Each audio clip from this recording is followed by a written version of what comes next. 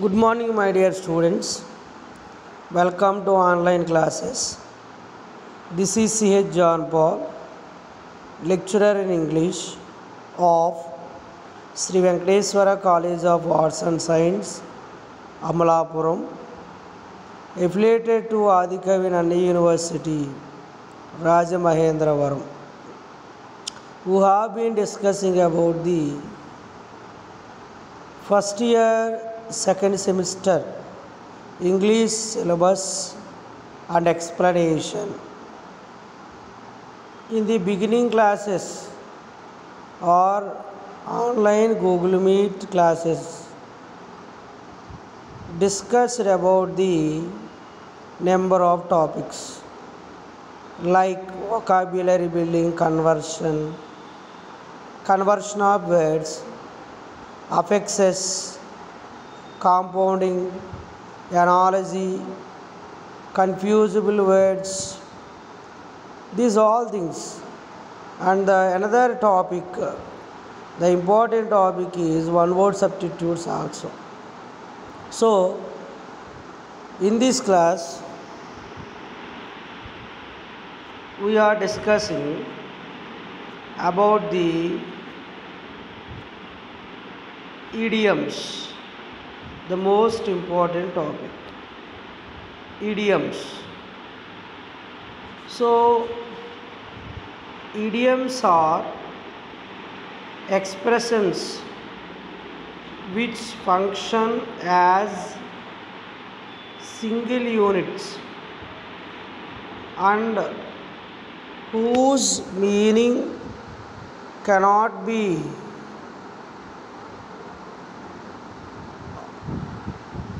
without forms its separate parts. For example, kick the bucket is an idiom which means to die. In the meaning of the whole expression, and we can't derive from the meaning of the word in the bucket. Not all idioms can be successfully explained as regards their origin. It is possible to explain or recognize their current significance. Here are some idioms which are generally used a good practice.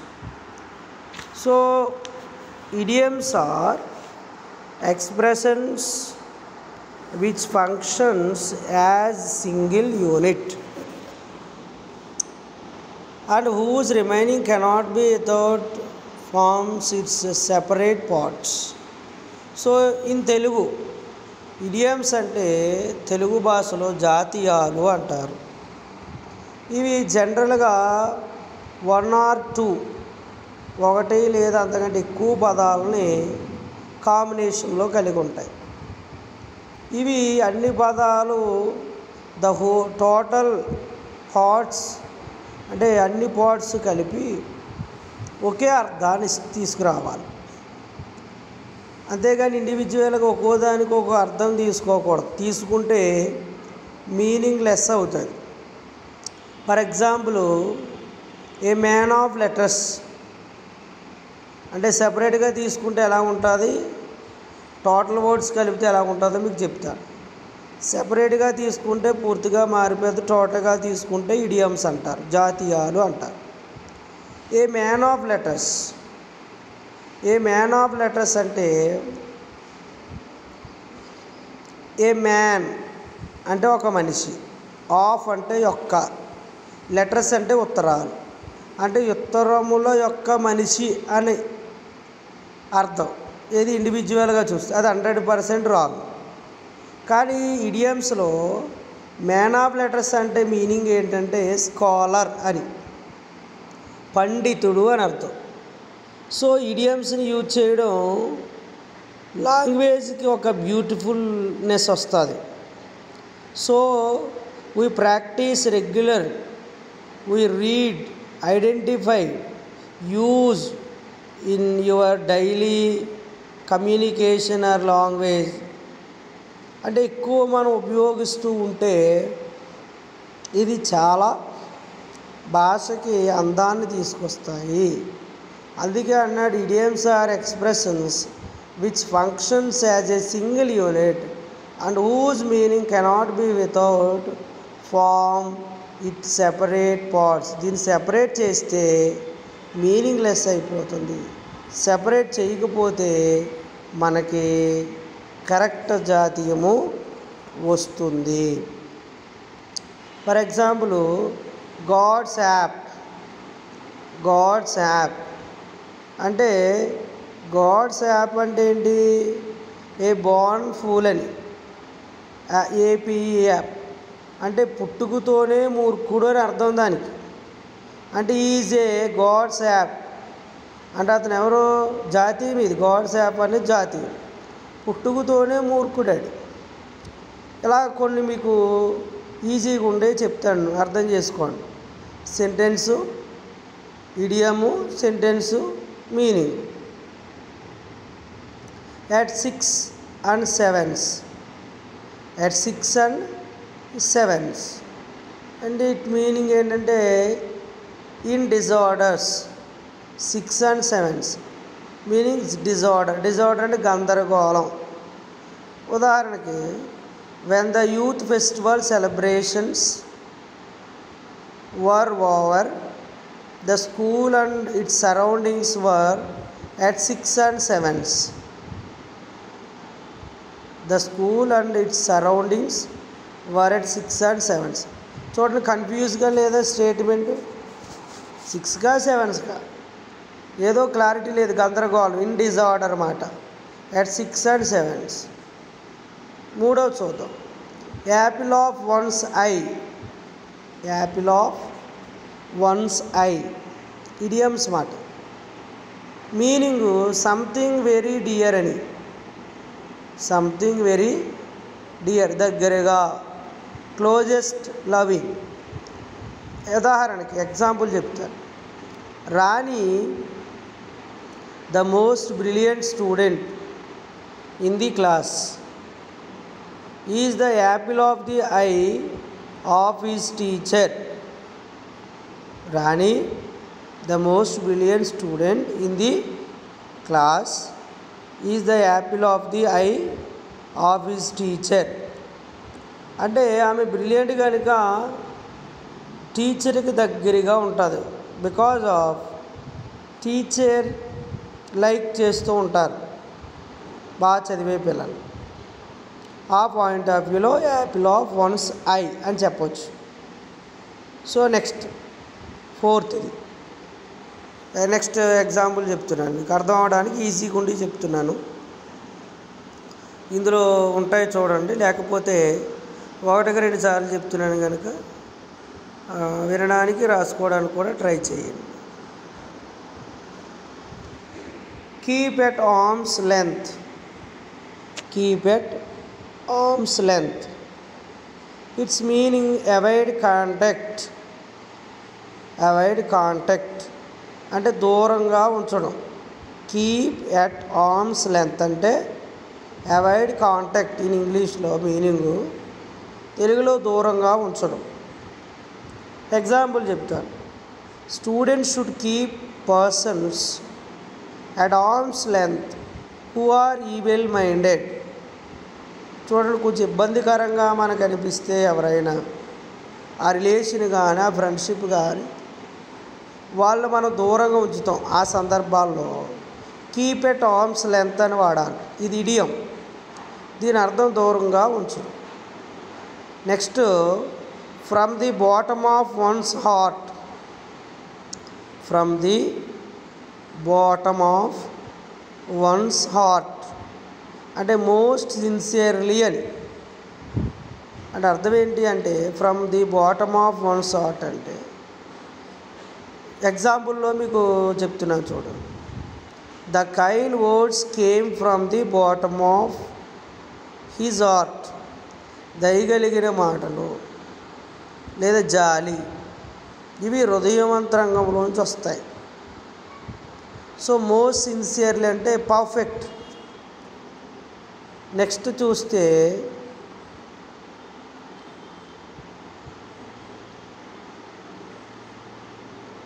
By leaps and bounds. By leaps and bounds. So మీరు ఇక్కడ చాలా వరకు cover అవుతాయి చూడండి. It means very swiftly అంటే చాలా త్వరగా, చాలా త్వరగా అని. And after the second world war the industrial progress of Japan was by leaps and bounds. అది ఎంత త్వరగా తర్వాత అంటే సెకండ్ వార్ తర్వాత కంటిన్యూస్ మాట. Next bread and butter. Bread and butter చాలా ఇంపార్టెంట్. ఎర్నింగ్ లైవ్లీహుడ్ అని జీవనాధారము. Earning livelihood. Example Sampath earned his bread and butter by taking private tuition. So bread and butter కోసం, బ్రతుకు తెరువు కోసం ప్రైవేట్ ట్యూషన్ చెప్పుకునే పరిస్థితి ఇప్పుడున్న ప్రజెంట్ టీచర్స్కి వచ్చింది. మీరు చూస్తున్నారు ఈ కరోనా ఎఫెక్ట్లో 100% ఇబ్బంది పడింది ప్రైవేట్ టీచర్సే. బ్రెడ్ అండ్ బటర్ జీవనాధారం తినడానికి తిండి కోసం చాలా ఇబ్బందులు పడుతూ ప్రైవేట్ కాలేజీలో చెప్తున్న ప్రతి టీచరు కూడా బయట ఏ పనులు చేయలేక రాకపోవడం, చేయకపోవడం, ఇక్కడ కాలేజీ క్లోజ్ చేయడం, సాలరీస్ లేకపోవడం, వారి జీవన విధానం అస్తవ్యస్తం అయిపోయింది. అందులో ఉదాహరణగా మనం చెప్పొచ్చు బ్రెడ్ అండ్ బటర్ అని, జీవనాధారం కోసం పడే పాటలు. తర్వాత 3:8 బాల్డ్ ఫ్రమ్ ది బ్లూ అంటే ఊహించని విపత్తు అనొచ్చు. an unexpected shock, an unexpected incident మాట. The Chinese attack on Tibet was a bolt from the blue for the Tibets.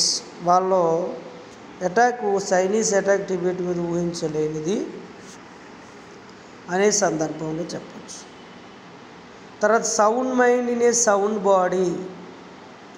Sound mind in a sound body అంటే మెంటల్ అండ్ ఫిజికల్లీ హెల్త్ అని. A sound mind in a sound body is clearly a sign of success in life. Clear of a sign of success in life అని అర్థం. So next lick one's boots. Lick one's boots అంటే bow servilely అని. ఉదాహరణకు some people are very much pleasured with their servants for they are always ready to lick their boots.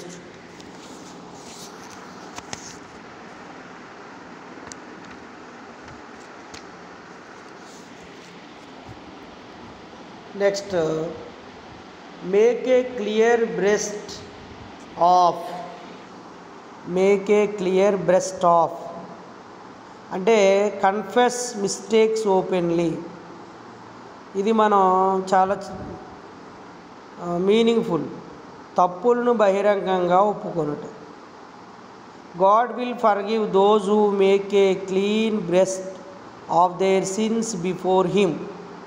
భగవంతుడు ముందు హృదయపూర్వకంగా ఎవరైతే వారు చేసిన తప్పును ఒప్పుకుంటాడో, పశ్చాత్తాపడతాడో, confess about his mistakes, his or her mistakes, definitely God will forgive those who make a clean breast of their sins before him.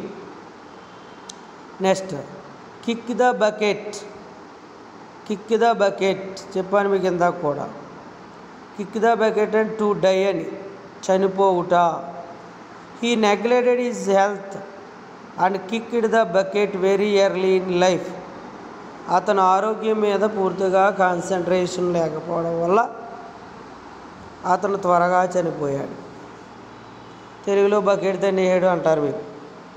అదే కిక్ ద బకెట్ అంటే టు డై అని, బకెట్ని తన్నడం అని కాదు అక్కడ అర్థం, చనిపోయాడు అని.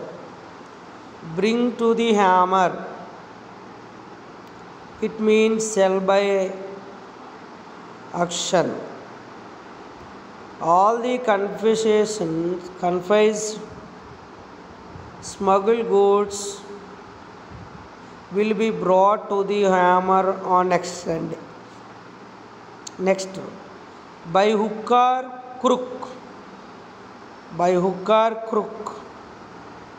By hook or crook అంటే by fair or foul means, లేదా by many means fair or foul అంటే by hook or by crook he became the richest man of the town. అతను ఆస్తిపరుడిగా భయం పెట్టో బాధ పెట్టో ప్రజల్ని అతను టౌన్లో ఉన్నవాడిగా అయిపోయాడు అని. అంటే ఏదో విధంగా వాడి చేత నిజం చెప్పించండి అన్న సందర్భంలో ఏదో విధంగా మనం డెవలప్ ఏదో విధంగా మనం ఇది చేసి, అంటే ఏదో విధంగా అంటే రైట్ అయినా రాంగ్ అయినా పర్లేదని. హుక్ ఆర్ క్రుక్ అంటే బాధ పెట్టైనా భయపెట్టైనా బ్రతిమాలైనా, whatever it may be, ఏ సందర్భంలోనైనా ఎలాగైనా ఎలాగైనా అంటేనే తప్పు అనే విషయాన్ని మనం తెలుసుకోవాలి. సో ఏదో సందర్భం అంటే కుదరదు, రైట్ వేలోనే వెళ్ళాలి. By hook are క్రుక్. Next by virtue of. By virtue of అంటే ఆన్ అకౌంట్ ఆఫ్ అంటే దాని కారణంగా ఇది జరిగింది అని. బై వర్చ్యూ ఆఫ్ ఇండస్ట్రీ ఈ కేమ్ ఆఫ్ ఇన్ లైఫ్, అతని నిజాయితీ వల్ల ఆ సంస్థ డెవలప్ అయింది, దానివల్ల అతను పైకి వచ్చాడు.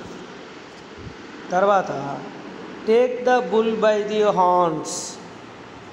Take the bull by the horns అంటే ఫేస్ ఏ సిచ్యువేషన్ బోల్డ్లీ, సమస్యలు వచ్చినా ధైర్యంగా ఎదుర్కోండి అని. Examinations are near. Take the bull by the horns and came out with flying colours. Examinations దగ్గరలో ఉన్నాయి, వాటిని ఎదుర్కోవడానికి గెట్ రెడీ, ప్రిపేర్ అవ్వండి. In cold blood. In cold blood అంటే చల్లని రక్తం అని కాదు ఇక్కడ, ఉద్దేశపూర్వకంగాని, అంటే డెలిబరేట్లీ అని, deliberately in English. He murdered her in cold blood, ఆడు ఉద్దేశపూర్వకంగానే అతన్ని చంపేశాడు, మర్డర్ చేశాడు అని. తర్వాత birds of same feather. Birds of same feather అంటే పర్సన్స్ ఆఫ్ సేమ్ లింకింగ్స్ అంటే ఒకే రకమైన అభిరుచులు గల వ్యక్తులు. Birds of same feather will come together. తర్వాత blow one's own trumpet. Blow one's own trumpet అంటే talk much about one's greatness. ఇతరుల మంచి గురించి మాట్లాడడానికి ఎక్కువ ప్రయత్నం చేయాలి. It's a bad quality to blow one's own trumpet. It's a bad quality to blow one's own trumpet. Next call a spade a spade. Call a spade a spade అంటే to speak openly అని, ఉన్నది ఉన్నట్లు మాట్లాడడం. నచ్చదు ఇది. Call a spade అంటే to speak openly, ఉన్నది ఉన్నట్టు మాట్లాడడం. ఉదాహరణకి being a frank natured he always call a spade అంటే ఉన్నది ఉన్నట్లు మాట్లాడే వ్యక్తి. నచ్చదు ఎవరికి, సమాజానికి నచ్చదు, ఫ్రెండ్కి నచ్చదు. నెక్స్ట్ బర్రీ ద అటాచ్డ్ అంటే ఎండ్ ఆఫ్ ది ఎమిటీ అని, శత్రుత్వాన్ని మానివేయని. At last the parties buried the hatchet. Next to die in harness అంటే టు డై ఇన్ సర్వీస్ అని. టు డై ఇన్ హార్నెస్ అంటే పదవిలో ఉండగా మరణించుట. The officer died in harness. Next to smell rat అంటే to suspect something. Example, the police smell a rat when he started the export business. Next, a dead letter, that which lies unless. The dead letter ante that which lies unless. This rule has become a dead letter. Next, crocodile tears, pretension of sorrow. Crocodile tears అంటే meaning అంటే మొసల కన్నీరు. Some people shed crocodile tears to bluff the other people. ఉత్తిదే మోసం, bluff చేస్తారు వాళ్ళు, మొసల కన్నీరు అంటారు. జాతీయాలు ఇవన్నీ. A dog in the manger అంటే man who neither enjoys a thing nor allows others to enjoy it అని. అంటే తాను అనుభవించక ఇతరులు అనుభవించుకుండే వ్యక్తి ఏ డాగ్ ఇన్ మాంజర్ అంటారు. ఉదాహరణకి, Sunil is a dog in the manger because he does not spend the money and allow his sons to spend it. Next, a black sheep అంటే bad person అని, చెడ్డ వ్యక్తి. Don't make friendship with a black sheep. Next, to beat about the bush. To beat about the bush, say something in a round about way, డొంక తిరుడుగా చెప్పుట. A beat about the bush అంటే Ratan always beats about the bush without coming to the point. So few more చూసి ఎక్సర్సైజ్లోకి వెళ్ళిపోదాం. yet longer heads అంటే at ఏమిటి, శత్రుత్వం కలిగి ఉండే.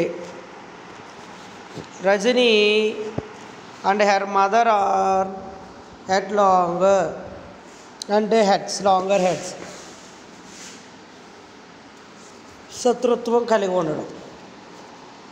Add fuel to the fire to make one more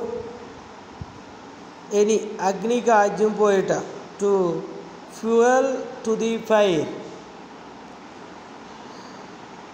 Sneha adds fuel to the fire by interfering in the quarrel between Rani and her aunt.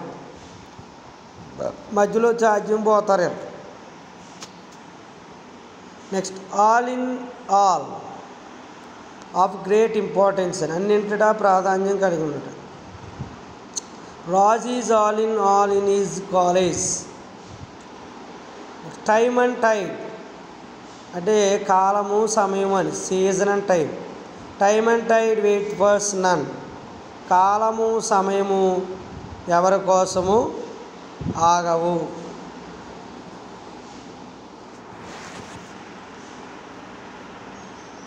Season.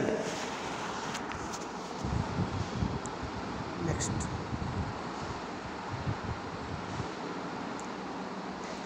Bag and baggage with all his luggage అని. చందూస్ wife left his house with her bag and baggage. Once in a blue moon అంటే rarely అని. Raghav comes to college once in a blue moon. Next, bury the హ్యాటచ్ make peace అని. Cook account దొంగ లెక్కలు. because of his cook account, Venu is arrested. A chief of the old block, తండ్రి వారసత్వాన్ని పుచ్చుకునేవాడు. Keerthi is a chip off the old block in his duty. ఇట్లా number of చెప్పుకుంటూ వెళ్ళిపోవచ్చు. అయితే మీకు ఆల్రెడీ ఇందులో చాలా వరకు ఎక్స్ప్లెయిన్ చేశాను. రిమైనింగ్ బ్రాకెట్లో ఉన్నది మీనింగు, పక్కన ఎగ్జాంపుల్ మీకు క్లారిటీగా ఉంటుంది. సో చాలా వరకు ఎక్స్ప్లెయిన్ చేసేసాను. ఓకేనా? సో అవి రీడ్ చేయండి.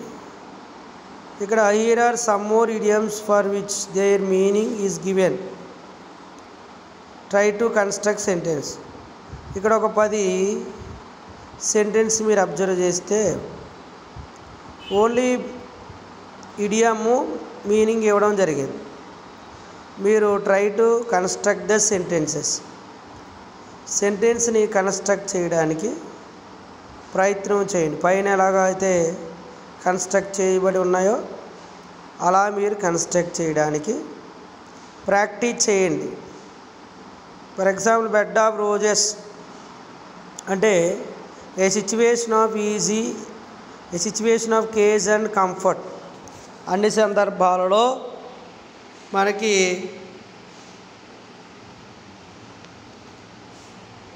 ఒకేలాగా ఉండదని దానికి sentence a life is not bed of roses. అలా సెంటెన్స్ కన్స్ట్రక్ట్ చేయండి. కొన్ని ఎక్సర్సైజులు చూద్దాం. ఎక్సర్సైజ్ ఇక్కడ ఒకటి చూడండి, ఇది మీకు ఎక్స్ప్లెయిన్ చేస్తాను. ఆన్సర్ కూడా అక్కడ ఆల్రెడీ టిక్ పెట్టాను. He has the gift of the gap. అర్థం, హీ ఈజ్ ఏ గుడ్ కన్వర్సనిస్ట్ అని. 4 ఉంటాయి. ఇలా కూడా ఎగ్జామ్ కాంపిటేటివ్లో అడిగే అవకాశాలు ఎక్కువ ఉన్నాయి. Next, parental property has became a bone of connection between the siblings.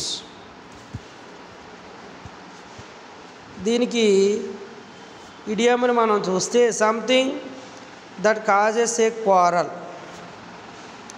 3, once in a blue moon we meet each other, hardly ever. Next, he has been jobless for several months and it is his wife who keeps the pot boiling. Avoid starvation. Next, in the end he had to eat the humble pie. Apologize humbly. Next, to be a good orator you don't have to play to the galleries.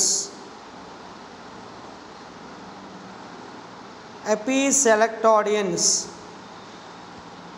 Last, the officer took him to task, rebooked him. ఇవి ఒక type of exercise.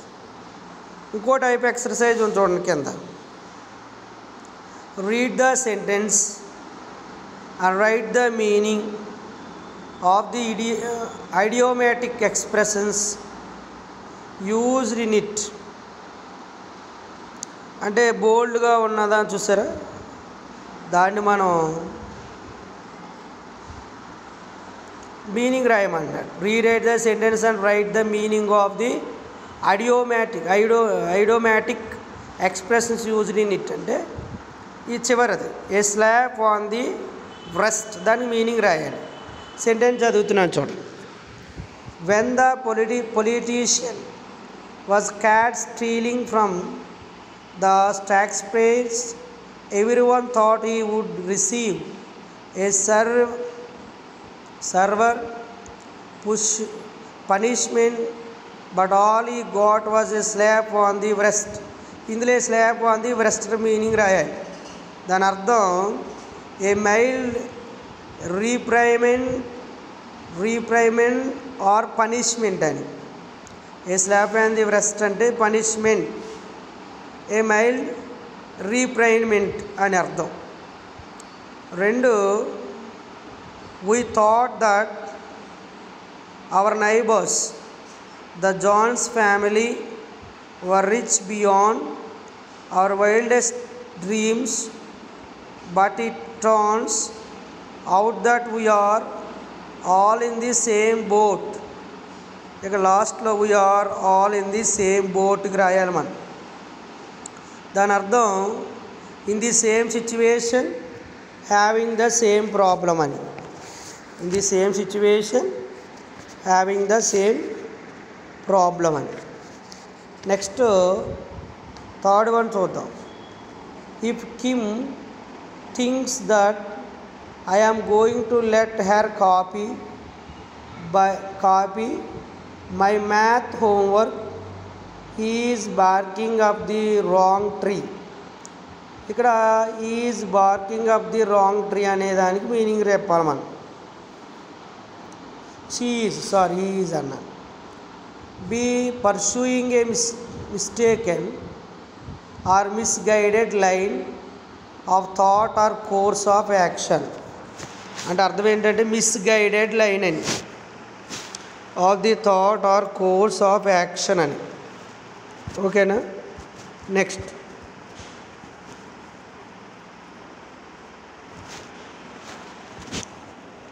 the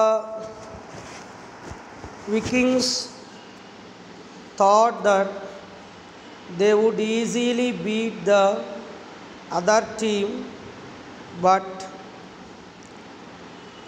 when it was tied with a minute left in the fourth quarter, they know that this game was really coming down to the wire.